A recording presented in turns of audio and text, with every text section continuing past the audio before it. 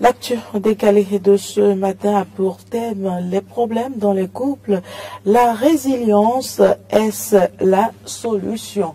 Pour en parler, chers amis téléspectateurs, vous aurez juste à composer le 01 48 52 94 02 pour donner votre avis, pour répondre à cette interrogation en direct sur ce plateau. Nous n'avons plus beaucoup de minutes. Roland Tonekiniké, ça c'est quoi la résilience?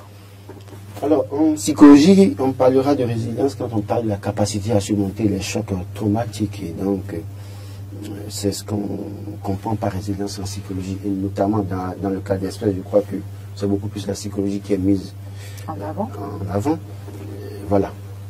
Et aujourd'hui, est-ce que c'est la résilience qui est la solution pour surmonter certains problèmes dans le couple?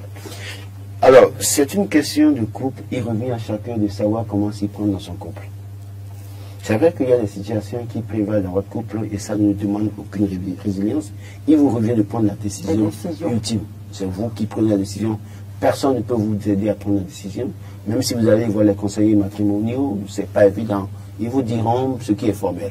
Mais c'est vous qui vivez la réalité, c'est vous qui savez comment faire face à cette situation. Et dans certains cas, comme dans la vie ordinaire, il y a des situations qui se posent à nous, nous n'avons pas besoin d'être résilients. Il nous revient juste de prendre le clic et clac, et de vider les lieux. Donc je disais que la résilience, il vous revient à vous de prendre les décisions.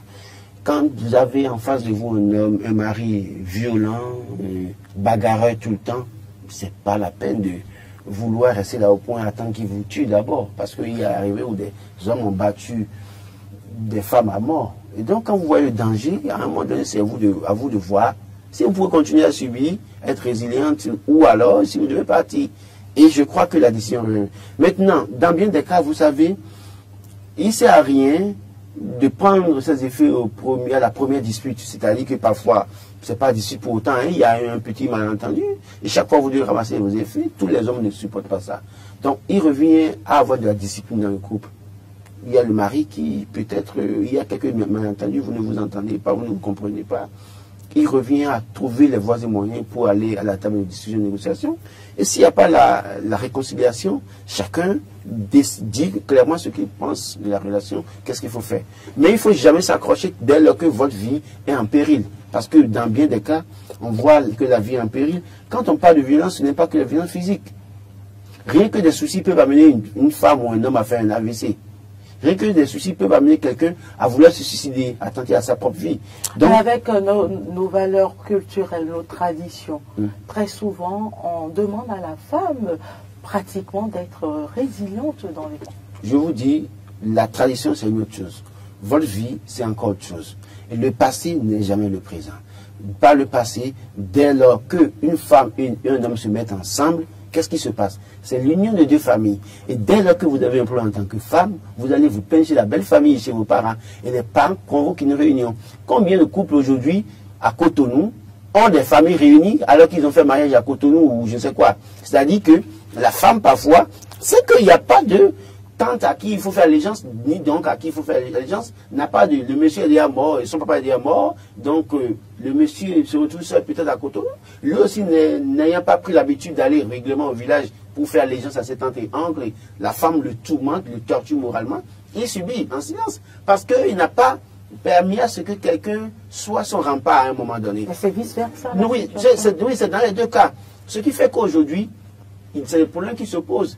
Par contre, hier, c'est que quand il y a un problème que le monsieur torture la dame ou la dame torture le monsieur peut se plaindre chez la belle famille, c'est la belle famille qui prend le devant pour défendre même le beau-fils. Tout à fait. Mais aujourd'hui, avec les familles modernes, chacun est dans son coin à Cotonou. Et même parfois aussi, c'est même là, quand la belle-fille va voir ses parents, c'est les parents qui ne prennent pas la mesure de la situation pour se mettre des yeux, mais qui traitent qui banalise le diabletin et autres, là, pour dire non, viens à la maison parce que tout le monde a une maison à Cotonou aujourd'hui, on dirait la fille de rentrer facilement. Donc j'estime que, je continue de dire qu'il revient à chacun de décider, dans bien des cas, ce qu'il faut faire, être résilient ou partir. Hugues-Hector Sogo? Oui, c'est une question personnelle. Si un couple se retrouve en difficulté, si la femme veut partir, elle part. Si l'homme aussi veut partir, il part. C'est pas ma foi, nos conseils de ce plateau qui vont permettre à X ou à Y de savoir quelle attitude adopter.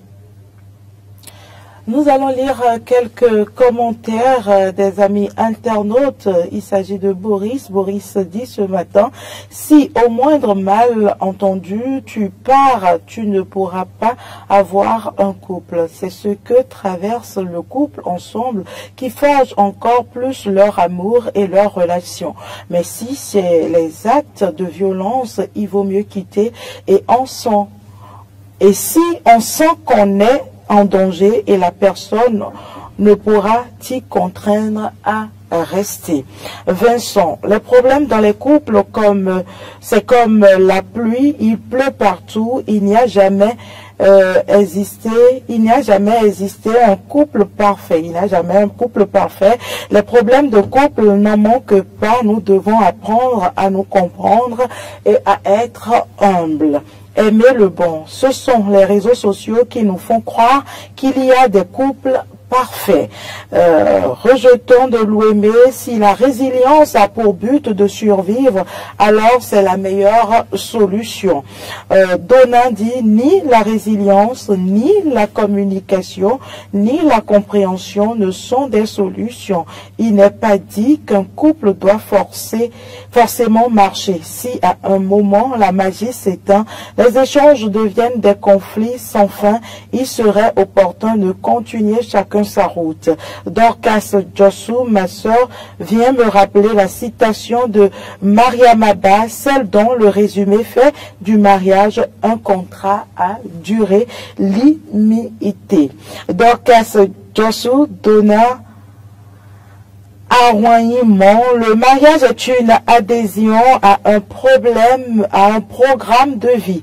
Et si l'un des conjoints n'y trouve plus son compte, il se retire. Ça peut être l'homme ou encore la femme. D'ici Daba, dans une si longue lettre. Damien dit, oui. Oui, tout à fait. Bon, il a mal écrit, certainement. Voilà, Mariam Abba, sûrement. Voilà, dans une si longue lettre. Daniel dit, la résilience peut effectivement aider à surmonter des problèmes de couple.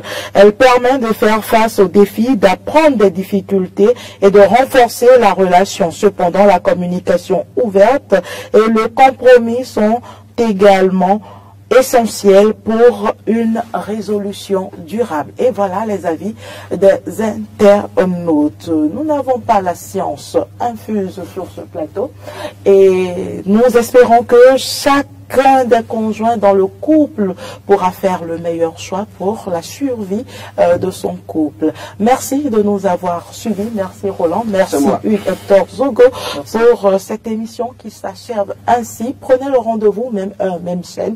C'est demain sur Matin d'Éden.